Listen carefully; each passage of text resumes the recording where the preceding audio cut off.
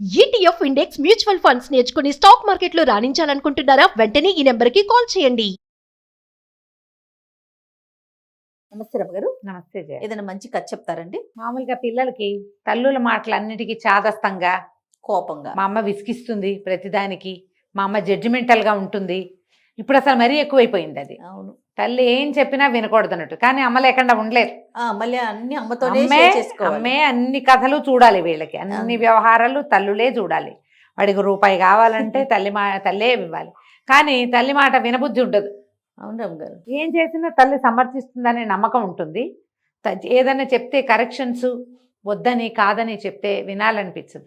అదేసేపు మా అమ్మ ఇలాగే చెప్తుందంటారు. అదే నాన్న కొంచెం ఒక్కసారి గట్టిగా చెప్తే వెంటనే వినేస్తారు అమ్మగారు. మనం ఎంత బతిలాడినా కొంచెం వినరు. వినరు. ఈ అమ్మల మాటలు వినకపోతే ఏమవుతుందో చెప్పే చిన్న కథ ఇది. చెప్పండి. ఈ కథని వాడుకోండమ్మా, పిల్లలకి చెప్పండి. అమ్మ మాట వినని ఒంటె పిల్ల, ఒంటె క్యామెల్. Okay okay. బాగుంటుంది చిన్న కథ ఇది. మీరు దీన్ని ఎంతలాగైనా చెప్పుకోవచ్చు. మొత్తం అంతా ఏమంటారు, మీ తాలూకు ప్రతాపంలో ఉంది అది. ఓకే అండి. పూర్వం అట మేవాడు రాజ్యానికి చెందిన వాళ్ళకి, వాళ్ళ రాజకుమార్తెకి మావారు రాజ్యానికి చెందిన రాజకుమారుడికి పెళ్ళయింది. ఈ మేవాడు మావారు ఇవన్నీ ఎక్కడివి? రాజస్థాన్ చుట్టుపక్కల ప్రాంతాలు. అక్కడ పిల్ల పెళ్ళయింది అంటే ఓ 1000 ఒంటెల్ని ఇచ్చేవాళ్ళు గిఫ్ట్ 1000 ఒంటెలు. దాని నిండా తినుబండారాలు, కొన్ని ఒంటెల నిండా బంగారము, కొన్ని నిండా సామాన్లు, సరుకులు, పప్పులు ఉప్పులు అన్నీ వేసి 1000 ఒంటెల్ని పంపించేవాళ్ళు. ఈ మీవారి నుంచి మావారు నుంచి మేవాడు వెళ్ళాలంటే ఏమవుతుంది, ఈ ఒంటెల్లో 999 ఒంటెలే అయినాయి. 1000వ ఒంటె అయిన ఒంటె ముసిలిది, లేటుగా బాగా వయసు ఉంది దానికి ఒక పిల్ల పుట్టింది. పుట్టాక పెద్దది, కొంతమంది పెద్దవాళ్ళు కంటారు, ఒంటెలు కూడా పెద్ద వయసు వచ్చేదాకా కంటాయి. కానీ ఒక్కో ఒంటె ఆగదు పాపం, దానికి జబ్బు చేసి చచ్చిపోయేందుకు సిద్ధంగా ఉంది. 1000వ ఒంటేమో లేదు. 1000వ ఒంటె ఏముంది, ఈ పిల్ల ఉంది కదా, అది కన్నా పిల్ల ఉందిగా, ఈ పిల్లని కూడా 999తో జమేసి 1000 చేశారా? 1000 చేసి ఈ 1000ని తోలేరు. మేవాడి వైపుకి వెళ్తుంటే ఈ ఒంటె పిల్లకి అమ్మను వదిలిపెట్టి వెళ్ళటం ఇష్టం లేదు. అదేం చేసింది, ఈ గుంపు నుంచి తప్పించుకుని మళ్ళీ వెనక్కి వెళ్ళిపోయి ఈ ఒంటల శాలలో ససనోదేవుడు అని పడున్న వాళ్ళ అమ్మ దగ్గరికి పోయింది. పోయేసరికల్లా ఏడ్చింది, నేను నిన్ను వదిలిపెట్టి వెళ్ళను, నేను ఇక్కడే ఉంటాను, నేను నీతోటే ఉంటానంటే తల్లి బతిమలాడింది, ఆయన నేను ఎక్కువ పూటలు ఉండనురా, నాకు ఓపిక లేదు, వెళ్ళిపో, నువ్వు ఇక్కడ ఒంటరి వాడి అయిపోతావు, మీ అన్నయ్యలు అక్కయ్యలు అందరూ అంత పోయారు, వాళ్ళతో పాటు అన్నయ్య ఉన్నాడు కదా, అన్నయ్యతో పాటు ఉండు, బుద్ధిగా ఉండు, అన్నయ్య దగ్గరికి వెళ్ళు అని పిల్లాడిని ఒప్పించింది. పిల్ల ఒంటె ఒప్పుకుంది ఏడ్చుకుంటూ. ఒప్పుకుంటే అమ్మ ఏం చెప్పింది, తల్లి ఒంటె గట్ల మీద పడుకోదు, ఇప్పుడు వెళ్ళాలంటే వాళ్ళు వెళ్ళిపోయారు, నువ్వు వెనక్కి పరిగెత్తుకోవచ్చు, మళ్ళీ నడిచి వెళ్ళాలిగా. అన్నయ్యని చేరుకునే లోపల, అంటే గుంపుని చేరే లోపల అటు ఇటు ఉన్న దారికి అటు ఇటు ఉన్నటువంటి గుట్టల మీద పడుకోవద్దు, గుట్టల మీద పడుకోకూడదు ఒకటి. రెండోది, మనుషులు మజిలీ చేసిన ప్రాంతాలు కనపడితే మజిలీల్లో పడుకోబోక, నిద్రించద్దు అక్కడ. మూడోది, అన్నయ్య దగ్గరికి వెళ్ళాక అన్నయ్య దగ్గరే ఉండు, ముందే నడువు, కానీ గుంపుకి ముందు వెళ్ళొద్దు, వెనక్కి వెళ్ళొద్దు అని చెప్పి. ఈ 3 మాటలు విను నాన్న, నేను చెప్పిన మాట విను, ఇక అన్నయ్య దగ్గరికి వెళ్ళిపో అని చెప్పి పిల్ల ఆ పూటకు పడుకుంది. తెల్లవారేసరికి తల్లి గిజగిజలాడి చచ్చిపోయింది. తల్లి ఒంటె కను మూసిన తల్లిని చూసి పిల్ల బోరుమని ఏడిచి, అన్నయ్యలు కూడా లేరుగా, అందుకని ఏం చేసింది, ఈ ఒంటెల శాల వదిలిపెట్టి ఆ ఎడారి దారిన నడవడం మొదలుపెడితే ఎక్కడో కనపడుతోంది గుంపు. అక్కడ దాకా ఇది టిక్కు వెళ్తుంది. ఒంటె దబ్బు పరిగెత్తదు, దాన్ని పరిగెత్తించాలి. మామూలుగా నడిస్తే తాపీగా నడుచుకుంటుంది. అయితే నడిచి వెళ్తుంటే దానికి చీకటి పడింది, నిద్ర వస్తుంది, పడుకోవాలి. చూస్తే దారిలో పడుకోకుండా వాళ్ళమ్మ ఏం చెప్పింది, పక్కనున్న దిబ్బల మీద పడుకోవద్దంది. ఎందుకు పడుకోవద్దంది మా అమ్మ, పడుకుని చూడాలి. అదేం చేసింది, దారి వదిలిపెట్టి ఆ పక్కనున్న దిబ్బ మీద ఎక్కి పడుకునేసరికి ఇక 11-12 గంటల అయ్యేసరికి వెర్రెత్తినట్టు చలిగాలి వచ్చి, ఎత్తు మీద ఉన్న వాళ్ళకి ఎక్కువ చలేస్తుంది, వణికి చచ్చి ఇసకంతా రేగి ఆ చలిగాలికి ముక్కుల్లో కళ్ళల్లో పడిపోయి తుమ్మి, నిద్ర లేదు, చలి, డొక్కల్లోకి కాళ్ళు ఎంత ముడుచుకున్నా దాని చలి తీరదు.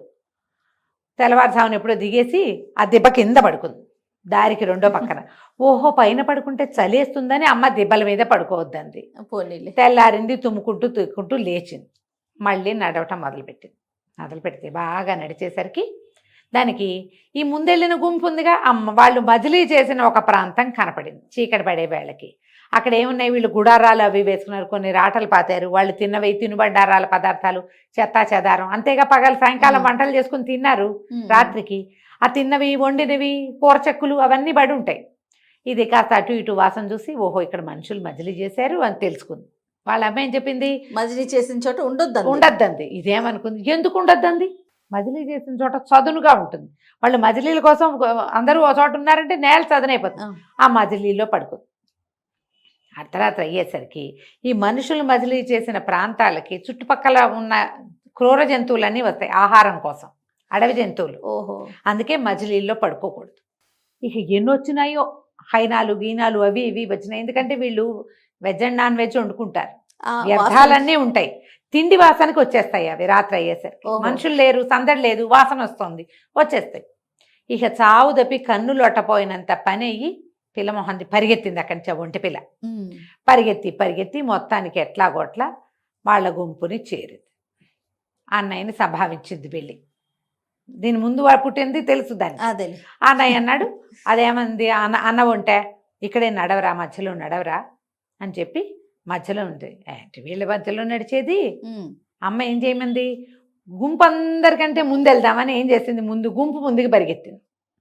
గుంపు ముందుకి ఇదేమో పిల్ల వంట పొట్టిది.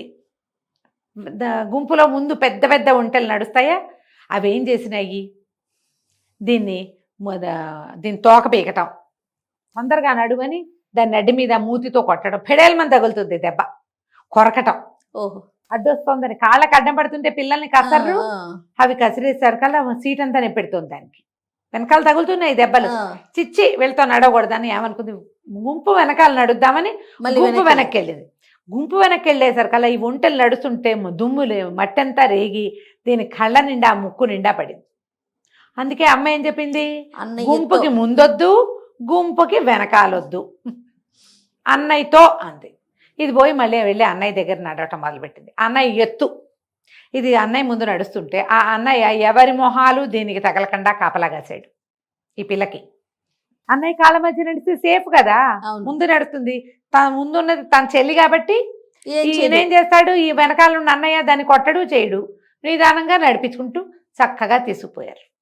అక్కడికి వెళ్ళాక అది అన్నయ్య వెనకాలే తిరుగుతూ నిదానంగా వాళ్ళు బండి కట్టడం అవి చేస్తారు కదా, క్రమంగా అన్ని పద్ధతులు నేర్చుకుని హాయిగా సుఖంగా ఉంది. ఎప్పుడు కూడా తల్లులు మన మేలు కోరుతారని నమ్మాలి.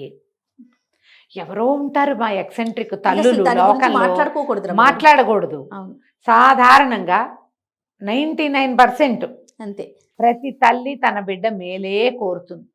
వాళ్ళు ఏదైనా ఒకటి వద్దంటే దాని వాళ్ళ రీజనింగ్ వాళ్ళకు ఉంటుంది, కానీ అది మీ సేఫ్టీ కోసమే. వాళ్ళకి ఏదో రీజన్ ఉంటుంది అంతే.